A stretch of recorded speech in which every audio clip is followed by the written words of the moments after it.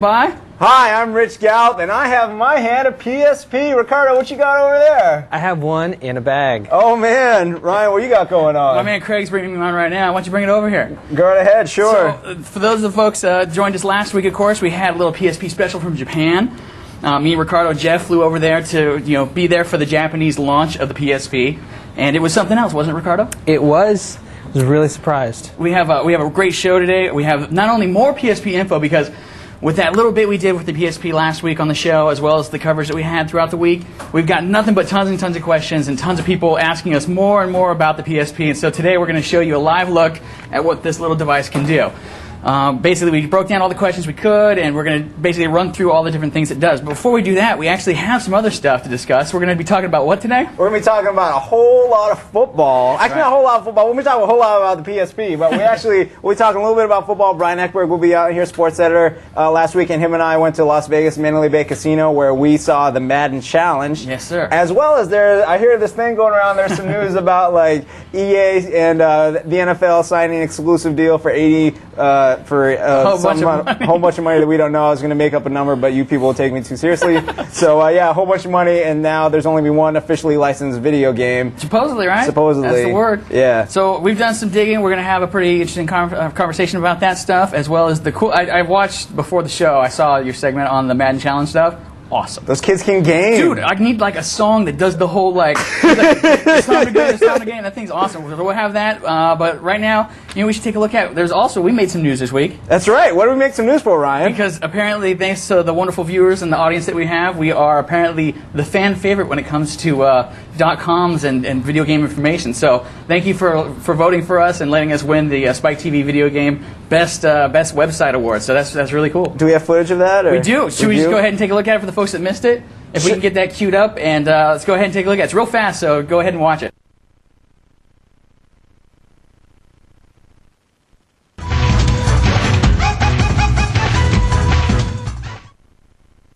.6 or 4.7 million votes, I think. Oh, yeah, really? It was something like that. That's crazy. Yeah, it's great. We respect all the competition, but thank you, fans, for making us, at least in Spike TV's eyes, your favorite gaming online webpage publication thing. So the other thing, you can tell I'm super excited today, and I can't tell you, it's like one of the questions that came in is like, why are you guys doing so much about the PSP? Well, it's like, you'll see in a sec here when we start jumping into it. It is just really, really cool. I can't tell you. It's just, we've had it now for what? For almost I guess not quite a week. I guess it won't be a week until this weekend. Either way, we've had it for like a half a week. And the half a week that we've had it, we can't really stop talking about it. We can't stop playing it. Can't stop looking at it. So I've had one for about 15 minutes, and the whole show, I'm sorry, I'll probably just be looking like this, because I got Ridge Racers in here, and I'm going to be playing it the whole show. I got the crazy wannabe iPod headphones that look cool, and later on we'll be doing some Wi-Fi with this, right? That's right. We're going to be definitely doing some Wi-Fi. We tested it out, and it is awesome. It does work really, really well. So let's just jump into it. We're going to get into it, and we're going to start. Let's go ahead and tell the story of what the magic of going to Japan and getting these PSPs was. I can tell you that I was like on the plane like this the whole way, going, oh my god, I'm going to get a PSP. And so, Ricardo, tell us a little bit about the madness. The madness was, we didn't really expect it. Like, we knew we had to go, we needed to pick them up. And we'd never actually been to a hardware launch in Japan before. And, since there were going to be limited quantities and Sony had kept a pretty low profile on it because they didn't want to get people into like a blood frenzy or anything, waiting for them. I wasn't really sure what we were going to see, but like that night we were coming back, small group of people in line, maybe about 8 o'clock. Yeah, this is the line as it was. This is about 10 minutes to 6 a.m. when the stuff went on sale. Yeah. And these people started forming a line, like you said, the day before. Saturday night? Yeah, it was like 3 p.m. I think Jeff said he saw some people out there. And that 1202 you saw right there, that the gentleman was holding up, that was the number of people in line at that point. Believe it or not, when they started selling the PSPs, there was more people in line, and supposedly it got to be upwards of 2,000 people. Here's stuff you didn't get to see. This is stuff that we didn't get to send back because we had a limited amount of time. I was up until 5 a.m. as it was. This is the stuff in the store after you saw the one guy buy the PSP and they started selling more of them to people. The scene was just crazy. I mean, there were so many people. You can see the media's there. There's all kinds of people running around. This is the display right there where the PSP action is. You can see they got it running right there. They had one. I don't even know if they had the one behind the glass there. I think somebody might have jacked it. But then there's, you see that there's Luminous. There's the games they had. There's only 6 launch games, right? Mm-hmm. So they had Luminous. They had Everybody's Golf. Also known as Hot Shots Golf here in the States. They had Ridge Racers. They had Vampire Chronicles. They had the Mahjong Fight Club, which is, we got a movie Mahjong Fight Club, just in case you wanted to see that. They got the Armored Core, or AC Formula front. Yep. And the 6, yeah, that was the 6 right there. And it's like, there was the scene that you saw there in Japan, and those games, we busted them out. And of course, you can see on the site right now, I think Ridge Racers is still probably the most popular game. I think part of that is probably also, we're getting a little technical difficulty there. But anyways, the other cool thing was that the Ridge Racers, I think the other reason that it's #1 on the site as well is also that video that you just saw, the PSP Madness. We attached it to that game space. Not to be unfair or anything, but it was just like that was the place that we put it. It was kind of crazy. But anyway, so that was pretty much the scene. Let's go ahead and take another clip, because after the line, we got to see the line, we got to do that business, but we also had our stuff on pre-order, just like a lot of people in Japan did, right? Yep. So here's a little bit of Ricardo from Japan telling you about that process as we were doing it. Let's go ahead and roll that clip. All right, so this is part 2 of our day. You just saw a little while ago, well, for us, for you, it's just like a quick cut if Mac edited it good. You just saw us checking out the first wave of the units going on sale. Now we're doing the fun part, which is picking up our pre-orders around town. Not all the stores in Japan opened at 6 o'clock in the morning. This one opened at 10, so we've sort of been doing our thing, and now we're going to make the rounds around town and pick up our stuff. Yeah, I think so. It says ad hoc mode, so. Okay, then yeah, So pick up 2? Yeah. You're going to get one more later. Yes,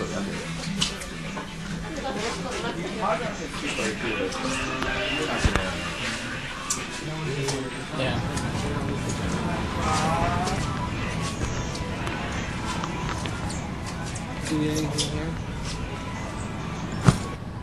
So that was the business of the store when we were picking them up. That was just one of the stops we had to make. Because of course, if you're going to be GameSpot and you're going to be doing some comprehensive coverage, you need as many PSPs as you can carry. so that's the business we got there. After that, pretty much, we was off to the hotel room for about, I don't know, what was it, 48 hours straight, trying to do as much as we possibly could remotely, pretty much. Can't tell. There was a whole lot of not sleeping and a whole lot of sitting in front of the computer, the laptops that we had, and trying to get as much, at least for me, footage and stuff. And you guys wrote up some really good impressions. I like the stuff that you guys had. Yeah. Why don't you tell the folks at home what fun it was getting footage? Oh yeah, the footage thing. So you might be wondering, you got a PSP, right? How do you get the footage off of it? It's like, if you want really good video off it, how are you going to do it? Well, it's like we thought about it long and hard before we got out there, and it was like, there's no output on this thing. And if you watch we got that really cool interview with the chief technical officer of the PSP that's on the PSP Launch Center page. If you haven't seen it, I highly recommend watching it. It's really good. The neat thing about the PSP, it does all kinds of stuff, but it doesn't output video. So what we had to do was we had to build a really specific rig that fit right on it so that our cameras could get a really good lock on it. So when you played it, it didn't go crazy when you're trying to play it and do your business. So that's pretty much the long and short of our business that we did there for that. But one of the things we didn't cover in our PSP video on last week, and one of the biggest questions, and I can't believe we forgot it, was, of course, the battery stuff. The battery stuff. We told you about the memory stick and all that kind of fun stuff. Now, the battery on the PSP, if we can get a shot of the PSP up close, boom, it's not like an iPod. You're not stuck with the battery that's in it and you have to charge it. So basically, you can bust out the battery. Boom, this little guy right here. It's a little lithium-ion battery, and it says that it's 3.6 volts, 1800, what is that, mAh, whatever that stands for. Ohms, but, I don't know. But the cool thing, the breakdown of it is basically that, you can pop these in and out. I tried it, somebody was saying somewhere that you could like hot swap it or do something crazy, like maybe put it in sleep mode and then like pop this battery out and then put another battery in. I tried it today, that doesn't work. It's like, you pop the battery out and the thing turns off, so. But whatever, if your battery was dying, I guess you could save wherever you were, depending on what game it was, right? Yeah. And then you just put a new battery in. Either way, this thing charges in what? We tested a few times. Hour and a half, 2 hours. It's pretty quick, right? Yeah. It's not too bad. And then as far as the consumption goes, you want to tell the folks how it ranges from game to game? It's really going to vary on whether or not the game actually accesses the drive a lot, because that's pretty much what kills it.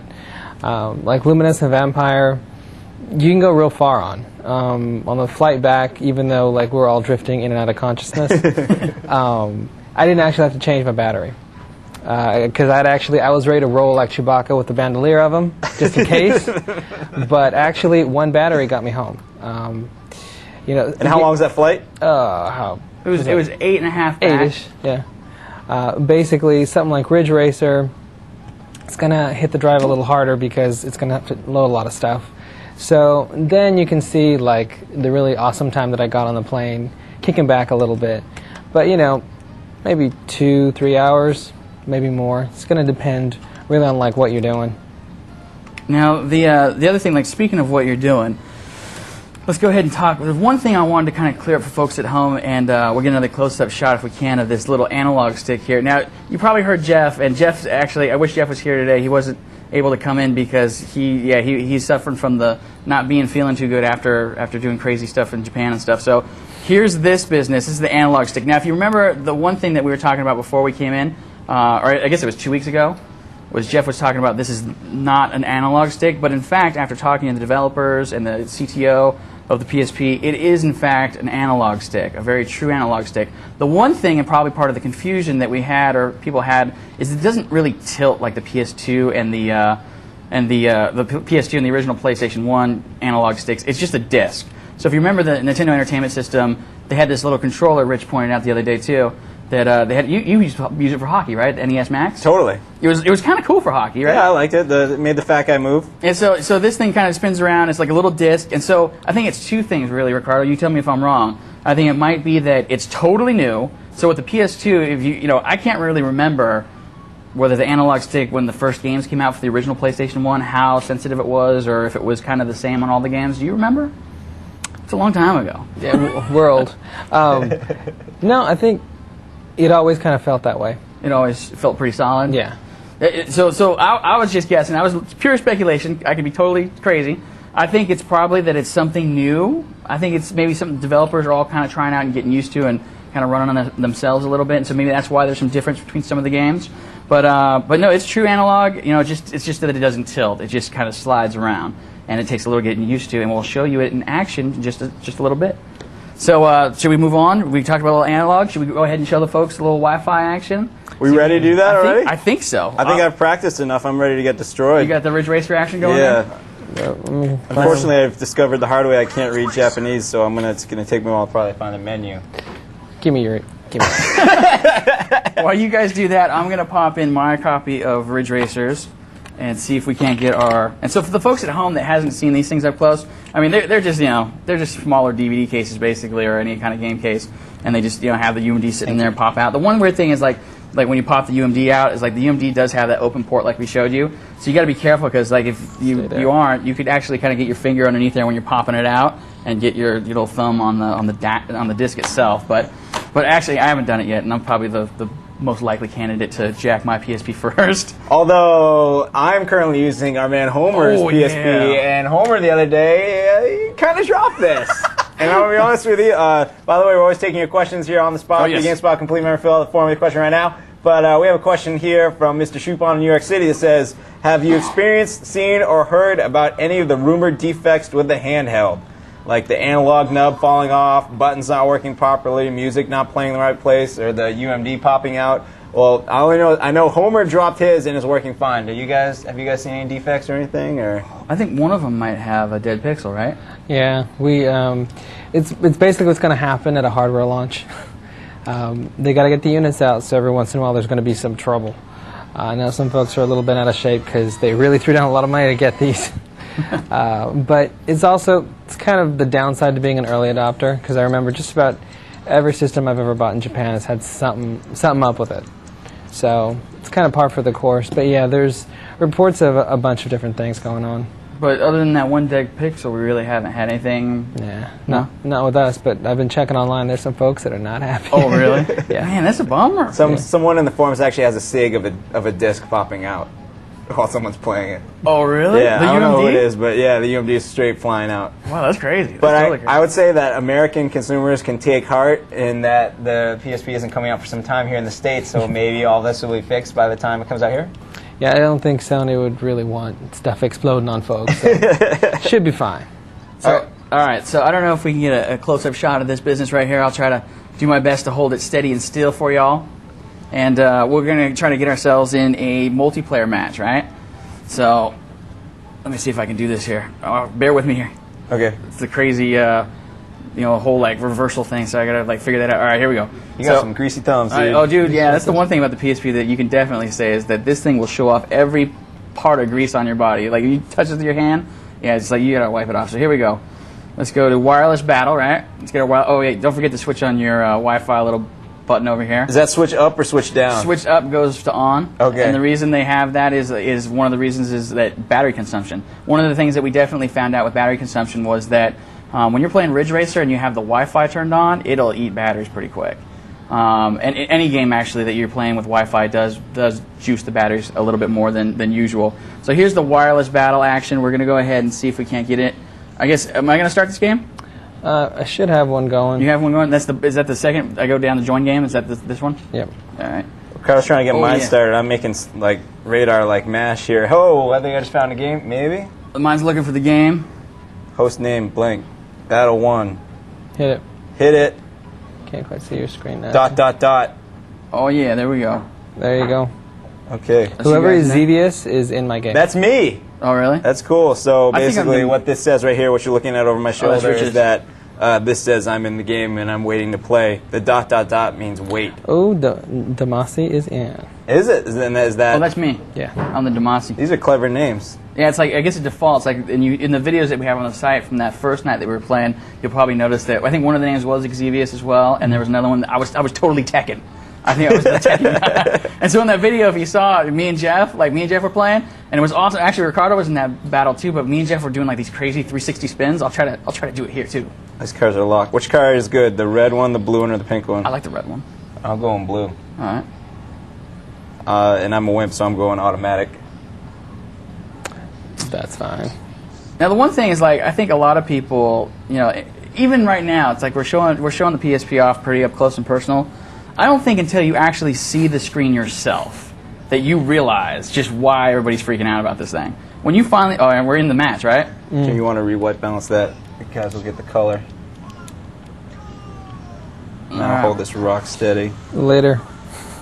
You say later, yet my screen says position 1. There you go. That looks better, Jim.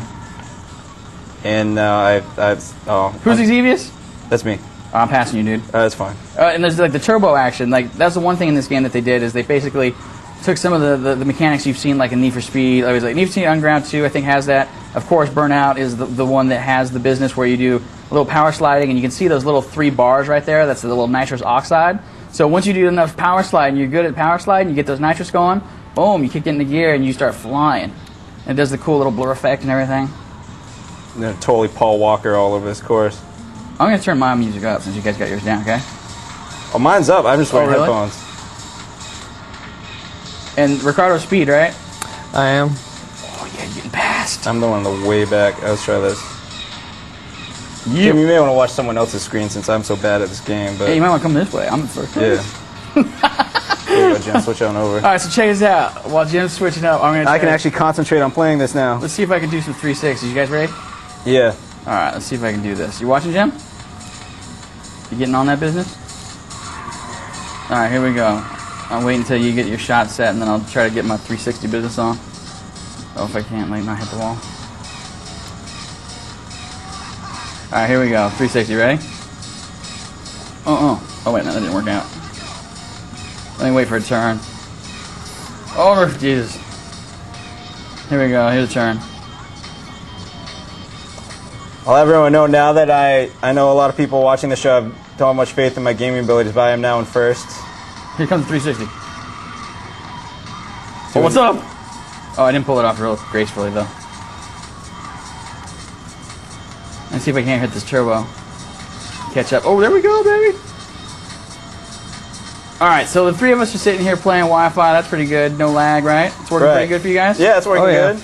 All right, so we go ahead and try the next test, which, of course, is let's see how far this thing works. Totally. Sure. All right, so I think I'm the man that's wearing the wireless mic, so I'll get up and see if I can't, like, walk on. All right, you guys keep playing. Okay. You might want to hold on because we're on the 3rd lap. Oh, yeah. Why don't you guys hold on? Fine. I'm gonna see if I can't pull the one mic I have on off. Let's see. All right. Sorry if this makes a bunch of noise for you all. All right. Let's see. You ready? Who's coming with me? Is it Jim or Jim's gonna come with me? All right. Let's see if we can't do this. Now we did test this. We did test this when we were in Japan, and it works super far. Like straight up 30 meters, I guess is what we were saying, or that's what they were saying, and it's true. So Rewipe on that, Jimbo. So we're doing. You come with me? Which way you want to go? You want to go straight up this way? I say go towards the kitchen. Toward the kitchen? Yeah. And don't show my desk or my mom will kill me. All right. Hey, come on, come on. All right, so we're still playing here. You guys got me just fine, right? Oh yeah. All right. So you can see where we're at. You can get an idea. There's the studio. So you can see I'm taking normal people's steps. It's nothing crazy. And I'm still connected. Now the one thing that should be telltale sign of us being like starting to get disconnected is like the lag. You'll start to see that it'll start to chunk up. But as you can see, we're getting pretty far and it's still working pretty good. And I'm still racing. And I'm still racing, and I'm hard, racing and walking. So I don't think that's anything crazy. But I'm going the business, still doing good, and we're still pretty far back. Oh yeah? Yeah, I'll keep going, all right. That's as far as my cameraman can go right now. But I'm going, it's still working good, still working good. You can see the little lights blinking. I think it's maybe saying that I'm getting a little too far away. But it's still working, it's still working, it's still working. What's up, how you doing? It's still working. Yeah, it's still working. Oh, there. Now it stopped working. That's where it stopped. So it actually stopped working about here when the little light came on. So to get an idea, actually, if you want to turn around and show people how far, I guess I can walk. We can go walk back, but it's like So it did disconnect, but it does work super far. And there's a bunch of stuff. And I mean, you can imagine that the GameSpot offices are probably pretty crazy with a lot of technical stuff. So there's a lot of crazy wires and a lot of interference, but it did work out pretty good. It works pretty far. Some of the developers were telling us that they actually could use this thing through a cement wall and still get the 30 meters distance. And that's totally about 25, 30 meters. And it working out pretty good, yeah? Everybody? Yeah. Oh. Yeah, how'd you do? Did you make it? What do you mean? Were you still racing with us? No, it finally dropped out. Oh, it did? I was too busy winning. Oh, really? Yeah. Oh. To notice, but... Oh, that's cool. It was hard walking and I understand playing. it. It's cool. And yeah, it's fine. So that's the Wi-Fi action. That's great. I think that's a pretty good demo. Yeah, that's I think a great we're doing demo. good. You wanted to play some Luminous. I do want to play some Luminous. Oh, you do? Actually, I think Ricardo wants to play some Luminous because he knows how to play that game. He's and much better if than I I am. put in a puzzle game, I'm just going to look foolish. Do you need this copy? I do. All right, cool. What is this right here? No, I think that's the one I pulled out. But this might be the same thing. Okay, let's get that one because I definitely just put my thumb on the. All right, no, it's the same one. All right, cool, great. Hopefully, is that going to ruin anything? Thumbprint on the disc. I did not design the disc. I just picked it up, and that's where it went. Soiling the inside of my PSP. If we get a camera that would get us a nice close-up of Ricardo playing Luminous right here while you load it up. Yeah. And please keep sending in your questions. I know Homer's scrambling all over the place printing them up right now. Do we have some more questions? Sure, let me see if I have some more PSP questions. Alrighty.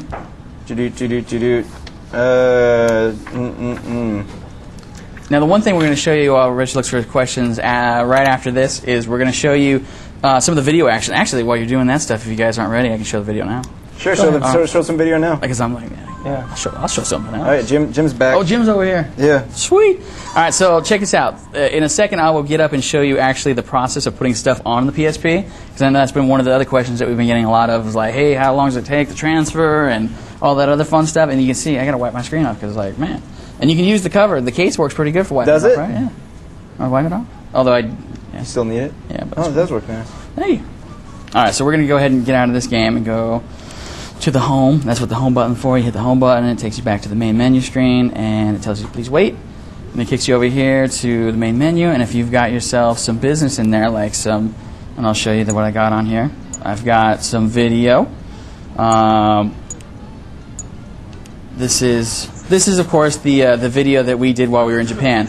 You've got a bunch of stuff that you can do here. You can hit the triangle button, and you can go into screen mode, and you can tell it I want it to stretch to full widescreen. I want it to be full screen, which is of course the one widescreen is of course not cutting off the top. This one actually is the one that doesn't cut off the top, which is why the aspect ratio looks a little squished. You can change it. This is the original. Pick it up a little bit bigger, make it normal. Of course, back to the zoom. And you can see you have a bunch of controls. You have the controls right here on the screen, so you can do frame, you can do slow motion, fast forward, reverse, stop, all that fun stuff. Or you can just hit the D-pad here, forward 1, forward 2, forward 3, and then hit the circle button to play. And yeah, it works really, really good. And you can see, I wish my screen, let's see. I turn up the brightness color here. There you see the brightness comes up. Here's the 3 levels again. I know a lot of people were asking about that. 1, 2, 3. That's the bright level. A lot of people were asking about that. But yeah, I can't tell you, the video playback works real, real good. And then let's hit the home button and go back. You can see that there's the music. I got some music on there, but we showed you that. The one thing I want to show you that we didn't show you last time was the photo stuff. I've done a bunch of cool pictures, and here's one of them. Aww. Yeah, that's my son for his birthday last time. We let him get a little crazy with the cake. This is, once again, you can hit the triangle button, and you can stretch these images to make it full screen, so there's the full mode. You get rid of that stuff. But you can see, I mean, once again, it's one of those things I don't think you can really appreciate until you see it firsthand. But just to give you an idea, yeah, there's the garage. That's a Mortal Kombat machine. You got that. See, you skip this ahead. There's him running around with the toilet paper. Yep, little dragon suit. But yeah, that's pretty much the photo stuff. I mean, I can show you my whole family and stuff, but no, the photo stuff works real, real good. And I'll show you how to put that stuff on there in here in just a sec. I think you guys got Luminous going. Yeah, right? totally. Ricardo, why don't you tell us a little about Luminous while Jim gets to walk over here and peer over your shoulder? It's a puzzle game. It's a puzzle game. Made by Q Entertainment, which is Tetsuya Mizuguchi's new company that he's doing in partnership with Bandai. For folks of you that follow Sega, and there's quite a few of you, you'll recognize him as being the guy behind Sega Rally, Space Channel 5, and more importantly Rez, which actually has a lot of impact on this game because he got some of the old crew from Rez to work on this. Very cool, so we can expect craziness. And I will show you that now. Fire it up. Can't wait. I'm going to hop into skin mode just to give you an idea. So basically when you start the game, you're going to have these different graphical appearances to it. Each time you clear a level, you open up a new skin. We've only opened, what's this, 2, 4, 6, 8. We've only got 8 open on this one. But each skin is tied to a song because as the song finishes, it'll load up a new song and all the graphics will change. And the crazy thing is, we're talking to him and he said it was 40? It was 40 or 50, actually, yeah. It's 40 or 50 skins to unlock. I will tell you now that we do not have those yet. It's a hard game. But yeah, the game itself it's just really easy, but it's deceptively but easy. It's not. It's you get the concept, stuff falls down, you put it in order, and you try to get it. But then, go ahead and tell them the trick, though. Basically, you have this line that keeps going across the screen. How about the volume? That music's way too good. The volume. All right. So you got your grubby hand, my PSP. I'm going to have to shine it now. Your screen is actually nice and clean. Yeah, I didn't touch the screen. I don't let people touch my stuff. So basically, this line goes across and it erases, a group of 4. If you can get variables of it, you can have even more. So, check it out. I have 2 there, and I'm about to drop a 4. And see, now I have 2, and now I've got 3. Plus yeah. Yeah. And it gets progressively harder. The music's really cool. It's a lot of it's Japanese artists, which I think for a lot of game fans, you guys are probably pretty familiar with this kind of music anyway. But as you can see, the skin is kind of crazy. They have all kinds of impressionistic stuff. But just to give you an idea of just the variety in it. Sure. So that was 1, right? Right. So 1 of 40 or 50. Yeah. So, yeah, and that had a very specific look. Right. But then you've got something like this one. Was that Please Return My CD? It is. That is a great name. Yes. So you've got this, which is the same basic idea, but oh man, everything looks different. And sorry, it's very difficult to speak and do this at the same time and understandably, not get smacked. Doing a great job. But yeah, I mean, it's really deceptively simple, but it's a lot of fun. And I think more than anything, I don't think we really expected the sound to be as good as it is. Mm-hmm. Just because in a lot of ways the PSP is forcing you to kind of rethink your expectations for a handheld. We sort of, after years of the GBA, we sort of knew what what to kind of expect out of handheld, which was decent sound, in some cases like really good sound, but nothing that was like, you know, stereo quality. Right. But that's done. Now, I have what might be a basic question. Yes. While you're playing this game, I know you play Tetris, you're trying to get X number of lines. You play Dr. Mario, you're trying to kill X number of viruses. What goals are you heading towards here? Clearing all the boards and unlocking all the skins. Okay, so how long does it take? What do you have to do to clear a board? Do you have to score a certain number of points? Or? Score a certain number of points and basically outlast the song. Oh, okay, so the game runs for the amount of the song, not for... Yeah. And So- it looks like it'd be kind of hard to fill up that whole board.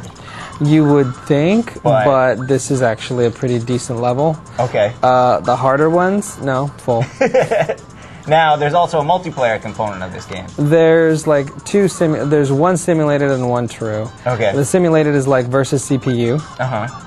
It's basically you against CPU characters that plays pretty much just like the traditional multiplayer would.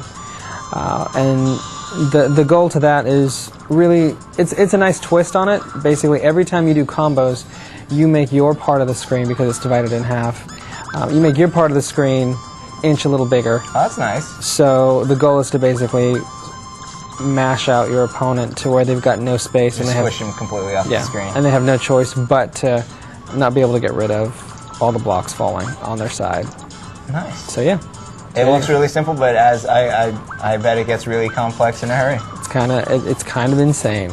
Great. Yeah, Are you up for taking some questions? sure. Cool. Well, Ryan gets his PC loaded so he can show you how to encode stuff. Here's a question from Alex in Sweden. He What wants up, to Alex? know, how's it going, Alex? The PSP is wondering, does it break if you get your thumbprint on the PSP disc, or does maybe it lag or something? Now, as you may have just seen moments ago, when I picked up Luminous, I put my thumb right on the disc. And Ricardo, how's it going? Seems fine. It seems fine. Now, is that something you would feel safe trying to clean off, or Probably not so much. probably not so much? But you know, haven't looked at it yet. Maybe get a cloth or something. You never know. Is that, now, in your professional opinion, is that something you see them addressing with the U.S. launch with these discs? Are they going to put some sort of gate over that, or are they just going to leave the disc exposed like that? Or I don't know. They might leave the disc that way, because I mean, for the most part, nothing's really changed that dramatically between, you know, U.S. and Japanese launches of hardware, to the point where Right. they're going to change the actual media. I think that would take too long to do. I've heard of some, let's see, this is from one of our mods, 3, he spells his name with 2 number 3s at the end, which is very clever. He's in Canada. I've heard of some horrendous loading times with some PSP games. Any truth to this? Yes. There are some games that will definitely make you wish they loaded faster. You know, and it is kind of a bummer, but it's also first generation software. Mm-hmm. So, again, it's one of those things where you take the good with the bad, and if you're going to be the first kid on the block with this, that means you're going to have the first software that, you know, probably could have been optimized a little better. Cool. And I just got a whole bunch of questions here. James in Milford, Connecticut wants to know, what kind of titles can we expect to be out by the time the PSP hits the States? Well, for sure, I think a lot of the titles that you're seeing out in Japan at launch, and in the weeks following the Japanese launch, are pretty much safe to assume that at least some will be here. Mm-hmm. Like, you know, we were talking to Mizuguchi, and they're hoping to bring Luminous out. Cool. At some point. So, you know, if you see it in Japan, it's like anything. If you see it in Japan, odds are somebody will probably pick it up. Even Mahjong Fight Club? Don't know about the Mahjong Fight Club. Thomas Robinson in London, he says, there are a lot of buttons underneath the screen. There seems to be a lot of them, and I was wondering if they get in the way or if you press them accidentally while you play. Now, I see 7 buttons, and I can't tell you what all of them do. Start and select are obvious. I'm guessing the little music note. What's that do? That helps make it easier when you just want to listen to music. Okay, and the circle button, is that your screen brightness? Yes, you and hit that. Volume and home. What's home do? Home, and it's a good time to segue. Anytime you're in a game, you just press the home button, and it's like, do you want to quit the game? Yes. And it will take you out to the main menu on the system. So say maybe if you want to check, if you just want to switch between a game to watching a movie or listen to some music, you can do that. Oh, that's nice. Oh, now your background, did you set your background to look like that, or is that because you have Luminous? Oh, that was Luminous made that happen? Oh, you do? All right, fine. Well, I'm not going to get in Ryan's way of talking about backgrounds just yet. We'll save that for you, Ryan. Okay. All right, let's see. More questions on the PSP. Kikomon in Atlanta wants to know, have you been able to watch a movie on the PSP yet? If so, how do they look? We really wanted to, but somebody couldn't encode it quick enough for us to get on Whatever, the plane. I got that one movie on there I showed to people. The movie that Ryan just showed right there looked pretty solid. I'm sure when Ryan gets back, he'll tell you all kinds of resolution numbers and everything like that. It looks pretty good, and it seems pretty easy. I just wanted to see something on the plane. Yeah, I'm sorry. I guess you just had to play games instead. Poor Ricardo. Yeah, well. All right, let's get some more questions here. Jay in England wants to know, is there an official UK release date yet for the PSP? Nope, you want to refer to your friendly neighborhood local Sony branch. Oh, there you go. That'll work. Everyone wants to know about dead pixels, and you said we only had one dead pixel in how many systems? We've had one dead pixel and one right now. Cool. Are we ready to go over to Ryan? Jim, Yes, you sir. can work your way over to Ryan right now, and we'll take one more question while you make that walk.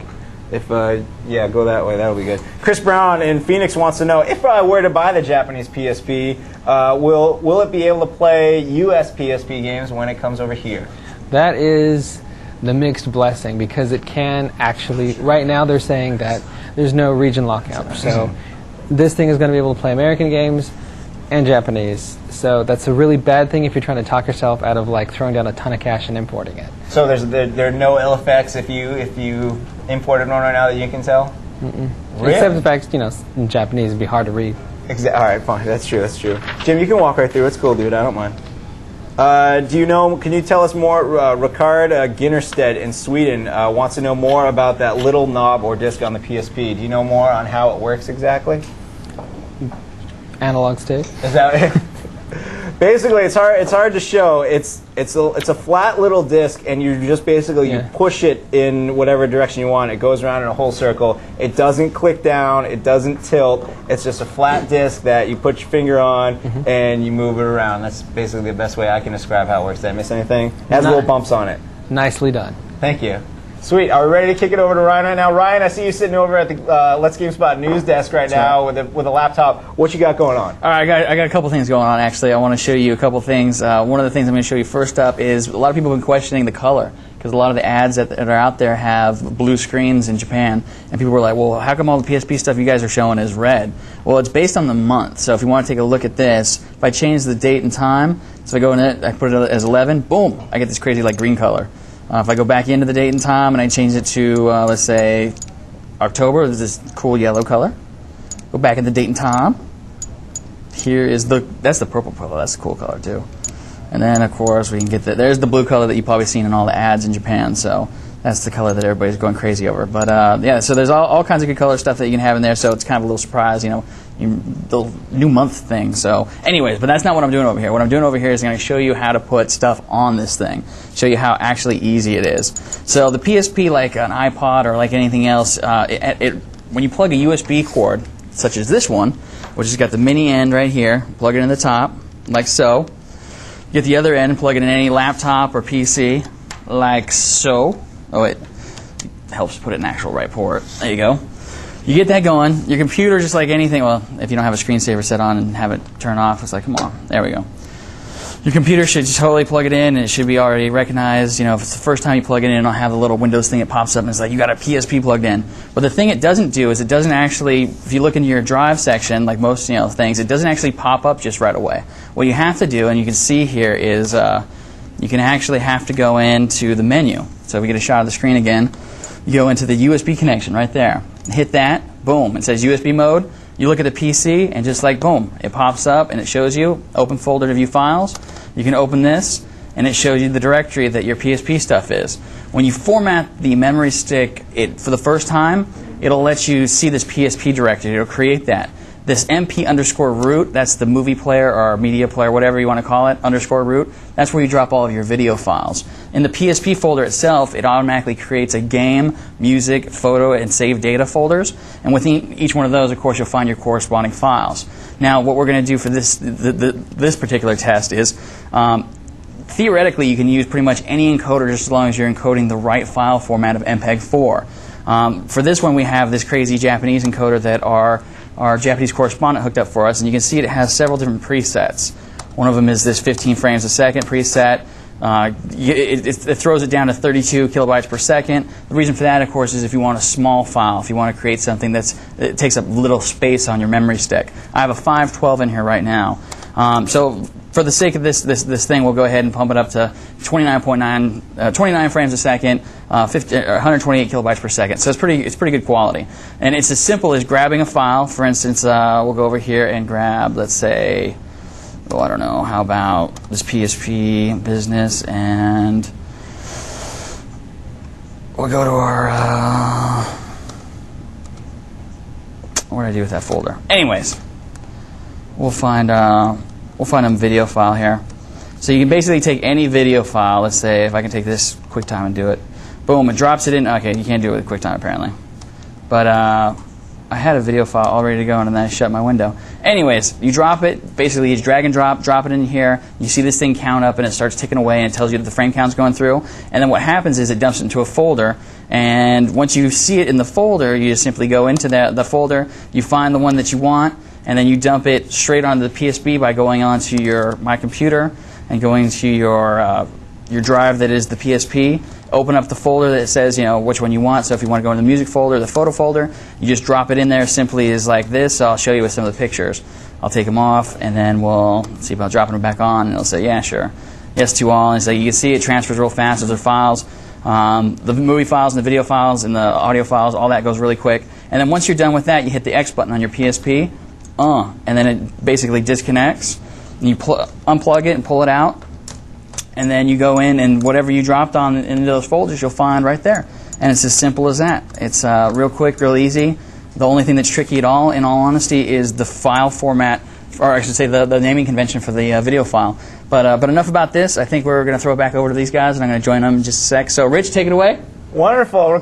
Wait, you're not Ricardo, you're Brian. What's going on, Brian? My hair fell out. Due to the magic of television production, we now have Brian Eber here. Brian, and what are we going to be talking about shortly? We're going, well, you and I were in Las Vegas over the weekend to cover the Madden Challenge Finals, and $50,000 went to the winner, and we had a great time. And that leads right into the big announcement this weekend, or actually the beginning of the week, when EA signed an exclusive 5-year deal to have exclusive NFL rights for the next 5 at least Madden games coming up. So it's big news at the end of the year. Well, before we get on to that, let's see what happened last weekend at the Mandalay Bay Casino right now. Hey, what's up, everyone? GameSpot Sports is here at the Mandalay Bay Casino in Las Vegas for the 2004 Madden Challenge Finals. 32 of the best Madden NFL players are right here competing for $50,000. What time is it? Game time! What time is it? Game time! What time is it? Game time! What time is it? Game time! Any dogs in the house? Any dogs in the house? Any dogs in the house? What time is it? Game time! What time is it? Game time! What time is it? Game time! Yeah! That was the scene on Saturday, but the night before the tournament, a celebrity event was held at a nightclub at the Mandalay Bay Casino. Current and former pro athletes such as Kyle Turley, Jeremy Newberry, Lennox Lewis, John Sally, Brian Cox, all made an appearance, as well as that guy from Entourage and the teacher from Punky Brewster. Some even taking on the Madden Challenge finalists in a celebrity pro-am, where contestant Anthony Booker T. Mims triumphed over Jets cornerback and 1999 Madden Bowl champion Ray Mickens. With nicknames such as Young Nephew, Ghost, The Secret, and The Natural, the roster of Madden Challenge finalists represented a tight-knit group of talented gamers. Many of the contestants in this year's finals had been there before, as the field of finalists included 2003 winner David Sandman Sidechick and runner-up Eugene Big Gene Williams. Also familiar were the teams used in the finals tourney, the most common by far being the Michael Vick-led Atlanta Falcons and the quick strike touchdown machine, the Minnesota Vikings. At this level of competition, winning games often comes down to who can exploit some of the inherent weaknesses of this year's version of Madden. As last year's winner Sandman explains, there's plenty of exploits to be found. There's a juke glitch where you kind of angle yourself to the sideline and you juke with R1, so you can just completely run for a touchdown if somebody doesn't try to make the tackle. Then there's also the, we call it the quicksand glitch, because you just constantly formation audible and all your players get fatigued and they run slow. But that's outlawed here. They turn fatigue off, and that stops the glitch from happening. it's not like somebody comes up with a new glitch. Everything's always out there, so we're just doing it to each other, and we've got to find out the ways to stop them. The most of the attention was reserved for the Madden tourney. A concurrent NCAA football tournament was also held over the weekend, with 16 contestants from universities all over the country. Florida State's Jesse Hannanen won out, taking out Clemson's Michael Hawkins in commanding fashion to bring home a $10,000 prize. The competition may have been just as fierce as in the Madden tournament, but the vibes seemed a lot friendlier. NCAA is kind of cool. Like we were all talking at breakfast, and everyone's really cool. You know, we're all in college, we're all here having a good time. But the Madden guys, they're playing for 50 G's. We're only playing for 10.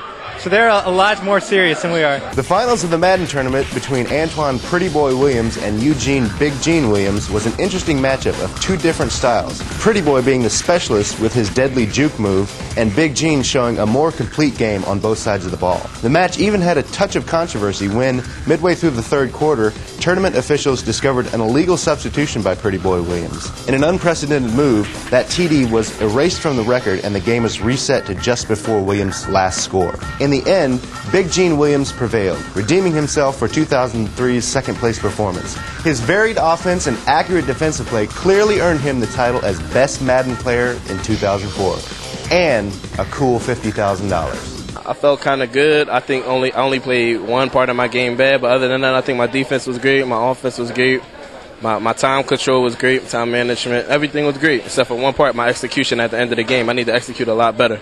But hey, 50,000 to do. So there you have it. The 2004 Madden Challenge here in Las Vegas is over. A little controversy, a lot of fun though, and Big Gene goes home as your champion with $50,000 in his pocket. For GameSpot Sports, I'm Brian Eber. That's some nice work there, Brian, reporting live from the scene like that. First you're on NPR, now you're on the casino floor, Mandalay Bay. It's just the lifestyle, man. It's all about the lifestyle. Those kids could play some Madden. It's like they're not even like they probably don't know that much about football, but they know how to take advantage of the game and the weaknesses in the game.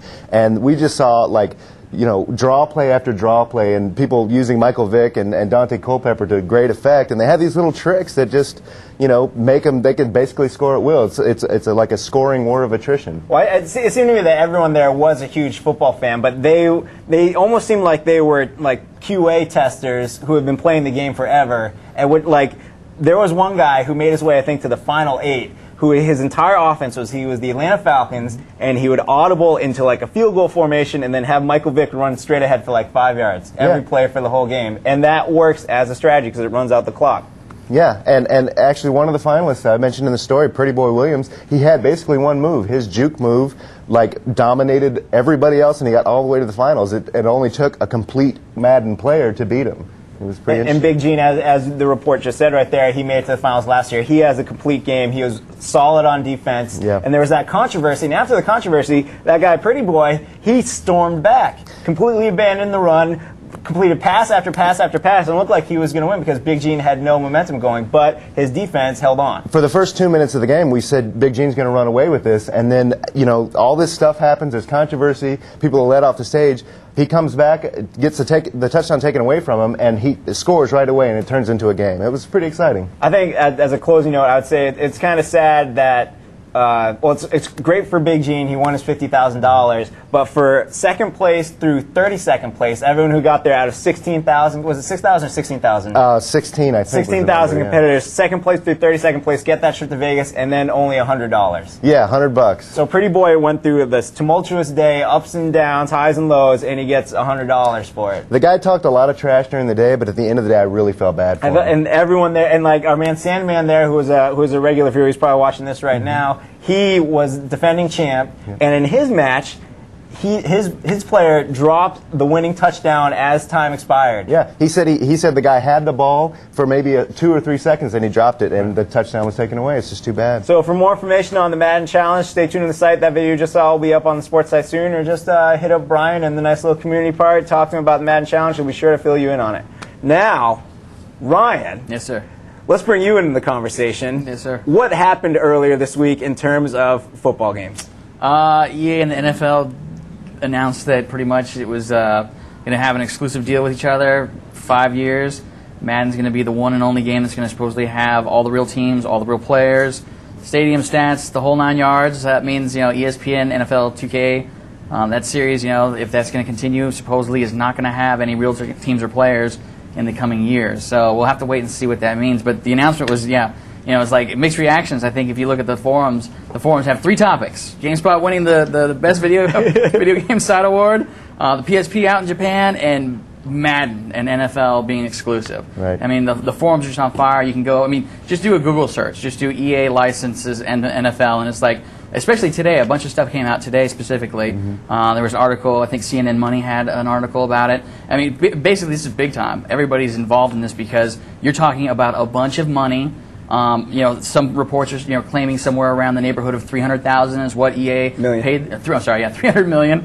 300 million is what EA paid the NFL to do this, and good, bad, or ugly, it doesn't matter. That's the way it went down, and that's the way it's currently standing. Now, we've done some digging. We looked at some stuff. We wanted to see if this is, a precedent, if something happened before. EA obviously has 3 licenses currently, right, Brian? They have FIFA, they have NASCAR, and they have the PGA Tour. And now NFL, so that's like the 4. And so supposedly, maybe, it's not far to imagine that they would go after baseball and basketball and just close everybody out of the gap, right? Right, and they could probably get hockey for free. They'd probably just give it to them. Yeah, hockey knows all the help they can get. Right. I'd put in a bid for that. Yeah, $10. Sure. My first bid. I got 10. I got 11. So I guess the one question I have for you guys, and the question I ask myself is, is this a good thing? Is this a bad thing? Is this, what does this mean for gamers? I'm a huge football fan. I love my football. Whether I like my NFL 2K better or whether I like Madden better, it doesn't really matter. At this point, it's, there's going to be one game out there that's going to have the realistic stuff that you want. So what do you guys think? Is it good for the industry, or is it? Well, the first thing I thought when I heard the news was, wow, is there a better endorsement for NFL 2K5 than EA effectively destroying the competition by buying the NFL? I mean, it just goes to show you, what strong competition that game was, both in content and the price that it came out at for $20. Is it a good thing for football games? Probably not. I mean, you're talking about any time there's a lack of competition, oftentimes it follows as a lack of innovation. Right. And I'm not saying that EA may not, they may not rest on their laurels, but now they don't have anybody pushing them. They don't have anybody pushing them, exactly. So what do you think? What do you think about I this? agree. I think it's horrible for the industry. Now, I kind of sit on the other side of the fence from a lot of GameSpot areas as to what my favorite football game is. But as Brian just said, competition is a good thing. And just so people know, Madden is your favorite. Yeah, I've been playing Madden since '95, and it is my favorite game. But I respect the GameSpot consensus that ESPN is a better game, and it has a lot to it. And if it's only $20, then everyone who likes sports games should be playing that game right now, and they should be playing it every year for years to come because it's a great game. Right. Now, however, I think one thing that we have to make sure to point out is EA is getting a lot of flack for this, saying they're a big evil corporation. Right. When all that they just happen to be the ones that had the most money. Because although they have admitted to pursuing this license for some time, the NFL and their executives were the ones that sat down and said, you know what, we're going to make our license exclusive. Everybody with money, how much will you give us? Right. So it was the NFL that finally made a decision that said, we want an exclusive license to, what was the words, to protect our license or something like that? Something Or like do you know that, more yeah. about this? Or No, I don't. I just know that, I read a story yesterday on CNN that talking about this may be a short-sighted decision on the part of the NFL and the NFLPA, because just because EA paid $300 million now for the license, in 5 years, in 2009, when the license up for renewal again, and Madden has been the sole NFL game, EA may be in a position where they can just pay whatever they want to renew, because there's been no business competition to make it compelling that someone will raise a bid and say, we want the NFL back. EA will just say, no, this is what we're going to pay now. Right. So it may be a bad decision for the long term for the NFL and the NFLPA. Now, another thing that I think we should point out is that the NFL has exclusive deals with other things, like with their jersey manufacturers, like Reebok, I think, is the only people that make their jerseys. And I'm sure isn't like a sports drink that they have exclusive. Gatorade, I guess. Exactly. But where they're going wrong, I think, with Madden and this exclusive license is there's nothing, in my experience, more dangerous than an angry pack of nerds. And if you get all these smart people and all these great gamers together, and they know how to make, all these people, they know how to make a lot of noise, and it'll be interesting to see who listens. Well, there's been tons of petitions online. We've seen, I've been asked to sign about 1 billion petitions, and it's like, people it's want... It's a firestorm, right? Yeah, they want their voice to be heard, and whether it'll make a difference in the long run, who knows? But right now, people are angry. And now, one of the things we started looking at was to see if there was actually a precedent, or if there was anything like this in the past. And like we said, EA does have licenses, other companies do have licenses, but one that's kind of similar to this story is something that happened in Japan in 2000. Konami, for those of you who don't know, Konami actually bought the rights to the Japanese Professional Baseball League. They had it, and basically they did the same thing. They kind of sewed up the rights to the players, teams, and all that stuff. And depending on what you look at, there's a couple stories that you can find out there. We did try to find out specifically all the stuff, and we did see, Konami, if you go looking, you'll find Konami's official response to this particular story. They basically had it all sewn up, but there was a whole bunch of people, Japanese Fair Trade Commission, there was Square, certainly, who had that really cool, realistic-looking baseball game for the PS2, if you remember it. It looked really good when they first announced it because it looked really cool, and then we got a hold of it and it didn't play so great. But either way, it was a game that they were promoting that had the real teams, the real stadiums, the real players, and Konami was like, whatever, you can't do that. We have the exclusive rights to the license. So if you look, you'll find some stories, and basically the way it played out was in the Japanese, there's some court action that happened, but ultimately it came down to the fact that, Konami realized that they had paid all this money for this license, but what they could do is they could license it out to these other companies. And so they were, Square licensed it out, and they had the stuff in there. And there was also some other interesting things surrounding that. Basically, there was some talk as to whether stadiums, are they, can you really have the rights to the name of the stadium? Right. But at that point, does it matter? If you don't have the teams and the players and the logos for all that stuff, if you have something that's alike, does it really matter if you have the actual stadium name? I don't know, Heinz Field 2K6 sounds pretty cool. But yeah, so there is some precedent on that. Whether you look at that and look at what we have going on today, there is some stuff, and it'll be interesting to see, no matter how it shakes out, if this is truly going to be the one and only NFL football game for the next 5 years. It'll be interesting to see, because you remember, you can tell me, actually, you can tell the folks, there was a time even Madden didn't have the teams and players, right? Right. I mean, I think it was, 93 or 94 that they first got licensed to use the stadiums and logos, and then the year after they, back in the Tecmo Bowl days, we weren't using Jerry Rice or whatever. We were throwing to number 81 or whatever, number 80, whoever it was, and they finally signed an agreement with the NFLPA to use those names. So license disputes are nothing new in the industry. It's just now it's just a really dramatic new twist in the story. Right. And it happens to be with one of the, if not the biggest game in video games, right? It's crazy. It is crazy, and it'll be interesting to see how it all shakes out. It's hopefully there will be another football game, be it ESPN or be it some, they bring back Fever or something like that to fight the good fight. Make a new Tecmo Bowl, Please. Yeah. Youth League football, anything. Make a football game. I mean, there was some responses. Like, for instance, you're talking about making more games. It's like Midway came out right away, and they were just like, okay, whatever, yeah, fine. We're gonna make Blitz, and it's gonna be even crazier now that we don't have the license. There's gonna be all kinds of stuff flying around. Yeah. So there's one comment on it already. You look at I guess Sega, they did comment on it too, or Take-Two in fact, and they were just like, yeah, this is bad. This is not necessarily good for the industry as a whole. We actually did try to contact Visual Concepts, or I should say Sega, and see if they had any comments on this, and they declined at this point. Understandably, probably trying to figure out what they're going to do. If I was there, I would be trying to figure out what I was going to do too. I can't imagine though that just because EA's wrapped up the Madden license, that football games are dead, because it's too popular a sport in our nation. I mean, people. It's the argument, is America's pastime baseball or football? Well, in the video game world, I'd argue it's football. Right. And the market has room for more than one football game. And so we'll see others, Hopefully. Yeah, totally. Yeah. So would you guys play a game if it didn't have the real teams and players? Oh, totally. Yeah? Yeah. I mean, as long as if it was a realistic football game and if it was a good, solid game, yeah. I mean, I own both ESPN and Madden, so I play both of them. They're both good games. Yeah, sure. And people play Winning 11, the Winning 11 series, and that's not had the official, the FIFA's wrapped up that with the EA, and people love the Winning 11 series. So, we might be in there adjusting the rosters and things like that, but people love it. I know. I definitely want to hear from you folks at home. That's why I want to open it up today. On the spot at GameSpot.com is the email address for everybody. I want to hear if people send in your questions, your comments, anything about the NFL, EA license deal, as well as the PSP. I'm getting the sign to wrap it up here. We have 4 minutes left of tape, Dave says. Okay, so how about we just take the comments we already have right now? All right. Mr. Chupon, New York City, this will be the only question. He has a good one. How much do you think EA's financial investment in the exclusive rights to the game affected their bottom line? Basically, I think is what he's saying is like, how much money was ESPN stealing from EA to make it worth to invest $300 million or whatever it is over the next 5 years? I don't know, but I can't imagine it was $300 million. If that was the supposed. Well, they were, in May, I heard rumors of $1 billion. That's right. They had that in Sports Business Journal or something. They had to run a retraction. So it could actually. Oh, really? Yeah. If it's anywhere between $300 and $1 billion, I don't think EA would have made this decision if they didn't think it was going to be worth their time and their money. Right. So it may affect them short term, but in the long term, I think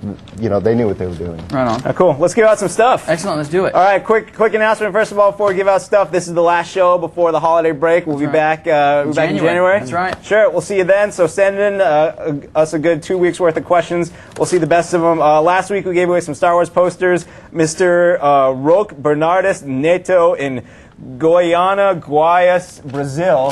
I butchered that terribly. You won yourself some Star Wars posters. Congratulations. Brian and I have right here to give away the official banner of the Madden Challenge. Freshly stolen. Torn straight off the walls on our way to the airport. If you'd like to win one, send in using the form you see on the page right now. As a GameSpot Complete member, I want you to put your full name, your mailing address, and I want the nickname that you would have if you were in the Madden Challenge. We saw Young Nephew, we saw Big Gene, we saw The Natural, we saw all kinds of great nicknames. Send in yours.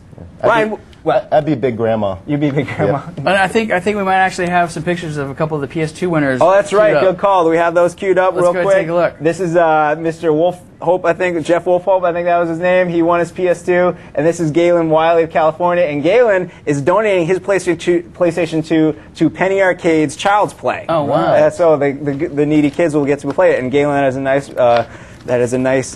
That's a nice thing to do. That's a nice thing. Nice gesture, and everyone else, I'm sure you feel a little bad inside because you're keeping yours and playing it. Anyways, before Dave shoots us all, I got this crazy cool Metal Gear Solid 3 fake album CD soundtrack that we got from Japan. It's got one song on it. It got some program stuff that's got some cool pictures of people. Got some and postcards and stickers and a little action figure, Kubrick action figure. Metal Gear Solid thing. Yeah, no, not the paper. How are you giving that away, Ron? We're going to go ahead and take the first person that sends us a thing in that has the ultimate last bad guy in Metal Gear Solid 3. If you know the name of that person, send it in. With your mailing address. Boom, mailing address. Great. Should we get out of here? We should totally get out of here. All right, so next January, folks, there will be a lot of great games coming out. MacDonald 2 is coming out over the break. We got a copy of Jungle Beat we'll be playing next time on the show. All kinds of crazy PSP and DS madness for all of the crew who works so good at this show. For Ricardo coming by, Brian for coming by.